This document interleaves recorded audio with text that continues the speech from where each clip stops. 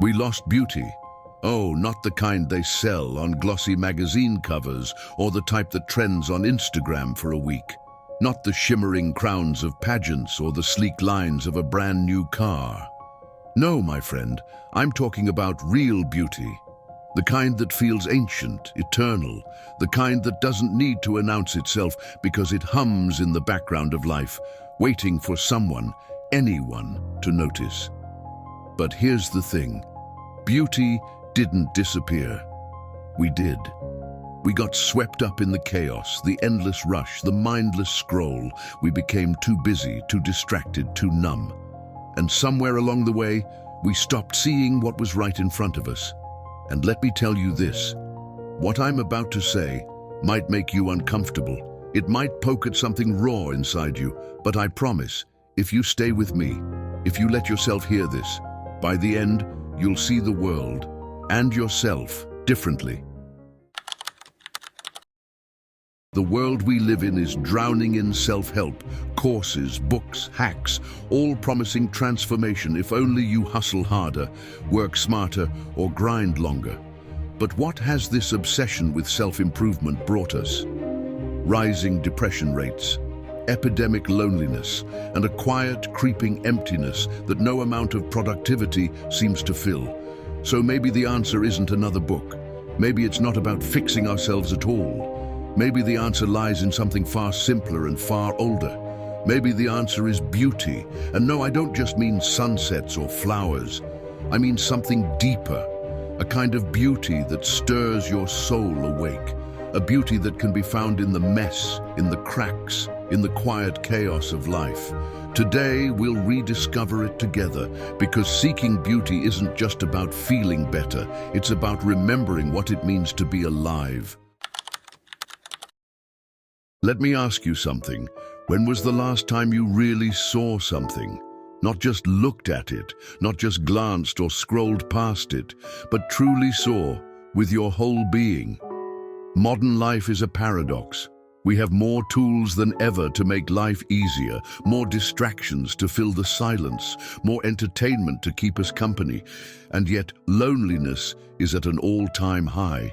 Depression creeps into the corners of more and more lives, and the number of close friends people have shrinking every year. Philosopher Martin Heidegger called this the forgetfulness of being. We've become so consumed by doing, checking tasks off lists, chasing goals, optimizing every second, that we've forgotten how to simply be. Imagine this. Your phone buzzes, a notification pulls your attention. Hours disappear into the endless scroll. You look up and suddenly the day is gone. You've been moving, but you haven't really lived. Anthropologists have a term for this: loss of the soul. It describes a state where individuals become disconnected from themselves and their surroundings, unable to find meaning or beauty in the world around them. Does that feel familiar, my friend? We're not broken, but we are blind. We've forgotten how to see. And the first step to healing is not another app or another goal. It's learning to stop, to pause, to let the world come back into focus. But to do that, we need to understand what we've left behind. Once upon a time, beauty wasn't something we consumed. It was something we shared. Music wasn't just background noise. It was a reason to gather, to dance, to celebrate. Movies weren't just stories on screens. They were moments of collective awe, shared in the dark with strangers who laughed and gasped alongside you. Even something as mundane as buying bread came with a smile, a brief connection, a human touch. Now, music is locked away in our earbuds. Movies are streamed alone under the glow of a laptop. Groceries arrive at our doorstep without so much as a word exchanged.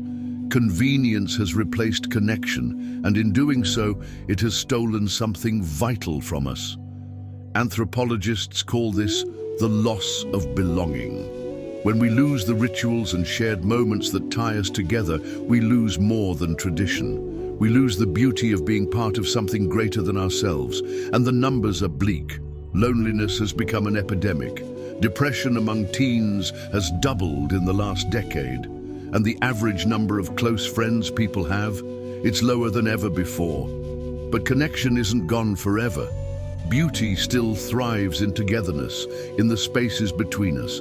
It's in the laughter spilling out of late-night conversations, in the quiet comfort of someone sitting beside you, in the magic of creating something with another person. And maybe the first step to seeking beauty is not looking outward, but looking around, rebuilding the bonds we've let slip away. Because the beauty we long for, it's not just out there, it's in us. Let me share a secret with you. The extraordinary hides in the ordinary. But here's the catch. Our world doesn't teach us to notice it. We're told to chase the spectacular, the dramatic, the Instagram-worthy moments that glitter for a second before fading into noise. And yet, the most profound beauty often exists where we least expect it. It's in the way sunlight filters through leaves, tracing golden patterns on the ground. It's in the rhythmic sound of rain tapping against your window, as if the world itself is composing a lullaby. It's in the unspoken warmth of someone holding the door for you on a cold morning. But here's the problem. We've forgotten how to notice. Simone Weil once wrote, "Attention is the rarest and purest form of generosity." And that's precisely what beauty requires of us, our attention. Not the distracted half glances we're so used to giving, but a full presence. A willingness to pause and let the world reveal itself to us. But how often do we allow ourselves to pause? Notifications ping, advertisements flash, deadlines loom. Our attention is constantly under attack, and in the chaos, beauty slips away, unnoticed. So how do we reclaim it? By reclaiming our attention, by slowing down, by daring to stop and look at the world as if we were seeing it for the first time. Imagine this, the steam curling from your morning coffee, the quiet hum of life as you walk down a familiar street, the way the sky blushes with color during a sunset, as if it's been painted just for you. Beauty doesn't have to be grand to be profound. It doesn't need to shout. It waits quietly for you to notice it. And when you do, something magical happens. The ordinary becomes extraordinary. The mundane becomes sacred. In a world that screams for speed, seeking beauty is an act of rebellion. Think about it. Everything around us pushes us to move faster, do more, achieve more. We're told that time is money, that rest is laziness, that success is the only measure of worth. And yet deep down, we feel the emptiness this creates. Dostoïevski once said, "Beauty will save the world." But here's the thing. Beauty doesn't just soothe, it transforms. It challenges the narratives we've been sold. It whispers, slow down, look closer. Life is not a race, it's a masterpiece waiting to be savored. Seeking beauty is an act of defiance. In a society that values productivity above all else, beauty teaches us presence. It reminds us that life isn't about how much you do, but how deeply you feel. Picture this. The world rushing past you, a blur of to-do lists and deadlines. And in the middle of it, you stop. You look up at the sky, watch the clouds drift lazily, and let yourself simply be. That moment of stillness, it's a small rebellion. Beauty is resistance because it forces us to slow down. It reminds us that life isn't measured by efficiency, but by moments of wonder. It teaches us to value what cannot be bought or sold, a child's laughter, the warmth of sunlight on your skin, the quiet courage of hope in a dark time. And here's the paradox. By choosing stillness, by seeking beauty, we're not stepping away from life, we're stepping into it more fully. But here's the thing, the beauty we seek out there, on mountaintops, in sunsets, in art, isn't the whole story. To truly find it, we need to take one final step. What if the beauty you seek outside is just a reflection of what lies within? Hermann Hesse wrote, "Within you there is a stillness and a sanctuary to which you can retreat at any time and be yourself." And that sanctuary, my friend, is where beauty truly begins.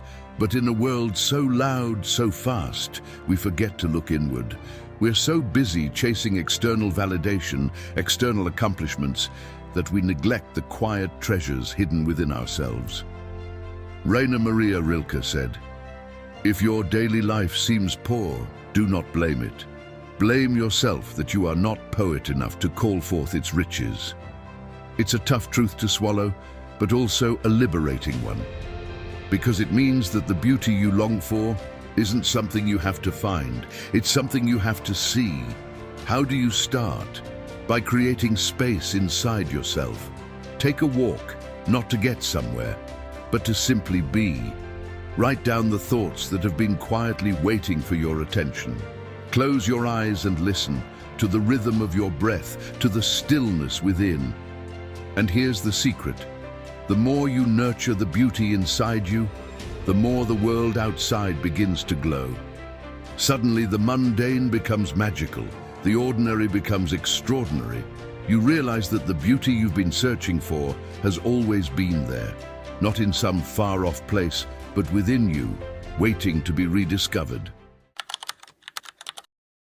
So why is seeking beauty the real cure? Because it teaches us to see again, not with tired eyes, but with wonder, to notice what we've overlooked, to embrace the world not as it should be, but as it is, imperfect, chaotic, and yet achingly beautiful. Start small, my friend. Look for the sunlight slipping through your curtains in the morning. Listen to the way the wind dances through the leaves. Feel the weight of your breath as it steadies you. Write it down, sketch it, whisper it to someone you love. Because when you seek beauty, you don't just heal yourself, you become a thread in a greater tapestry, weaving light into a world that desperately needs it. And remember this, the world has always been waiting for you, not to fix it, but to see it. Now take that first step, notice, create, share, because the beauty you seek is already here, waiting for you to bring it to life. If this resonated with you, take a moment to pause today. Just once. Look for something beautiful, anything, and let yourself feel it. Then share it with someone or write it in the comments below. And if you want more journeys like this, make sure to subscribe. Together, let's bring a little more beauty into this world, one moment at a time.